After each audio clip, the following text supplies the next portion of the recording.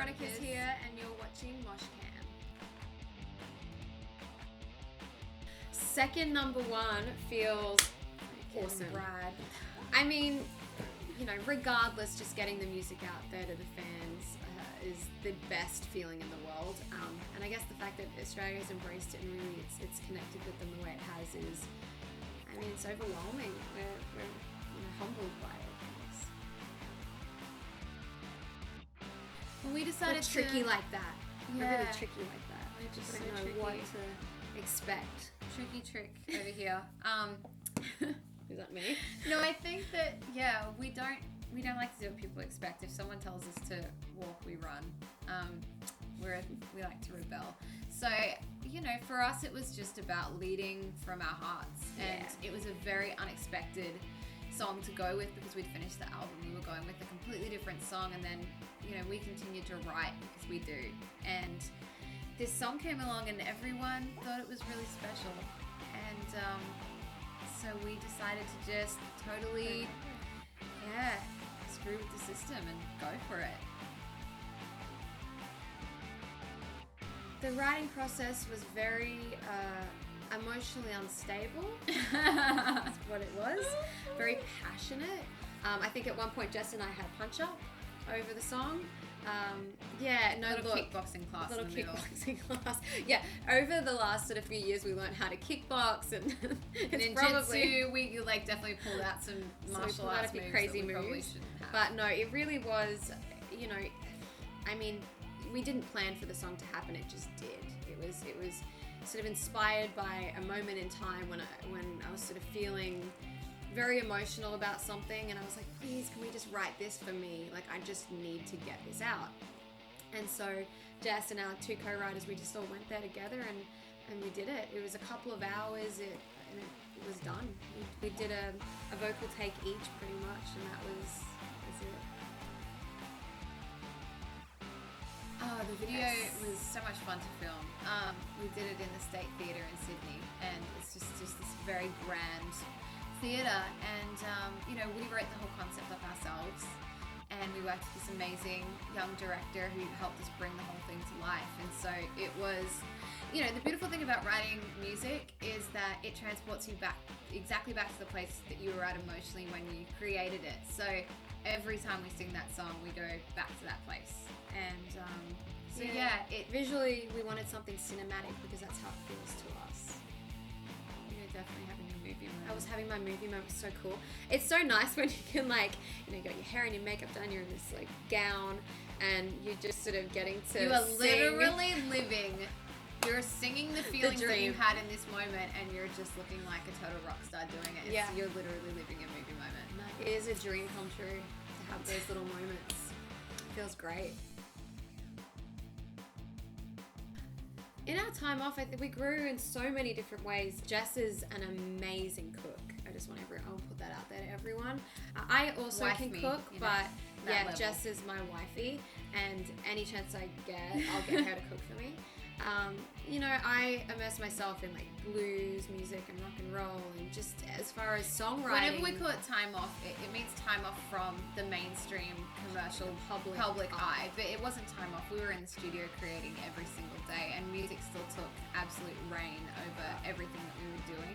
It just led us to different places. So Lise went to Nashville and immersed herself in the blues scene, and, you know, did a whole bunch of writing, country writing and blues writing. And I went to Chicago and spent some time in Chicago and LA, and we just lived our lives. We became women. We just grew up, and, you know, so we are very different people to the people we were before, and we wrote through that entire evolution.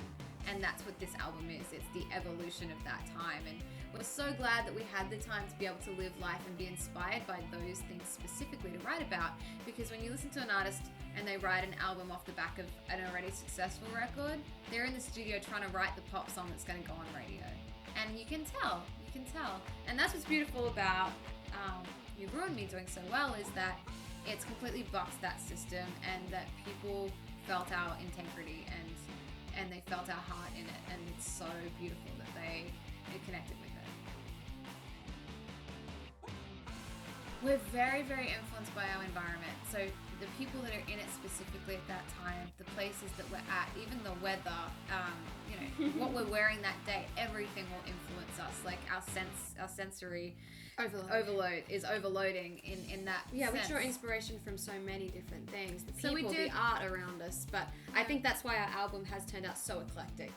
You know, it really has. Because it spanned over a certain amount of time. So yeah, we were in Nashville. There's, you know, we took in everything from there, and we wrote this really cool, dirty, swampy blues track that's opening the whole album. And then we were in LA and we did some summertime pop stuff. And then we were here in Sydney and, you know, ballads and soul and heartbreak. Yeah, writing in the studio, you can tell it's super moody, so it brings a specific mood, and it's winter time. And you know, we've done writing in Sweden in the middle of winter. We've done writing, you know, in so many different places, and it really does affect what you're specifically singing about and writing about.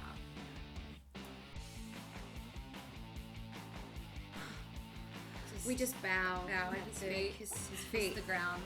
I mean, I don't know if there's any words that describe that kind of experience, but as artists, there is nothing more fulfilling or exciting than to get in a room with someone like that. It was just such an honor.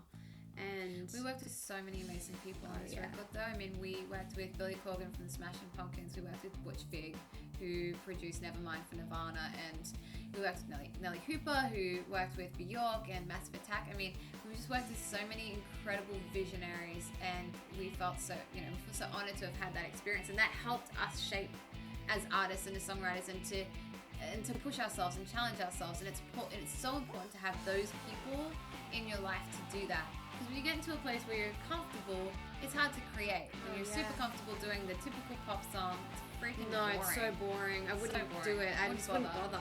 So yeah, getting in the room with someone like Daniel, who is a true artist and a genius, an absolute musical genius, was so much fun. It was like being in a candy store and just, you know, getting to just do whatever you want. You know, it's cool. It's like we got 3 wishes, and that definitely would have been one of them. Yeah. They like granted our wish.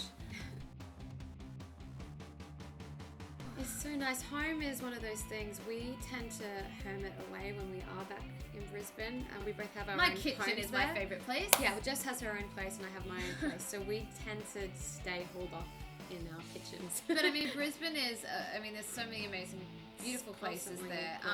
We like to go to the grocery stores. Believe it or not, we like to go to the grocery stores. We like to create dinners, so we'll go and like just grab like all organic products. We're super health conscious. We love health, everything. So yeah, we go and get our kale. Oh, that being said, we like our what is that rocky road that you love?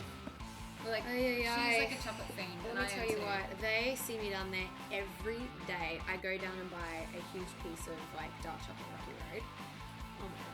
So that would be my favourite place in Brisbane. But, you know, in Sydney, like a little gourmet we spend deli. a lot of time here. We probably go out more in Sydney than Brisbane. Yeah. So in Sydney, we like to go to the David Jones Food Hall. Yes, that's my favourite place. I don't know if you guys have ever eaten there. It's awesome. They have chocolate-covered figs and strawberries. And it's great. It's literally what I want right now. That's what I feel like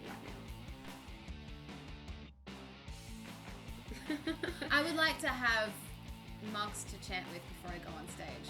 Like Tibetan monks in the room, ready to chant with me before I go on stage. That's really cool. That's a very specific request, and I can, you know, it's yeah, that's what I would like. Do you want to pick something different? What would I like? I would love, you know, this artist J.B. Cannon is one of our favourite singers Good ever call, of babe. all Good time. call. I would love J.B. Cannon to serenade me with his version of Wild Horses before I go on to just hype me up. Yeah. It would probably psych me out, and I would give up music after hearing him. I'd be like, okay, we're done here. There's no need for me to continue. You go out there and sing instead of me. Jesus himself would calm down and say, and we're done. And we're done here. The earth is now going to implode. We are all going to ascend up to a higher spiritual plane. And it's Thank fun. you, J.B. Cannon. Thank you, Jay. Thanks for tuning in, guys. For more of this amazingness that's going on, subscribe here.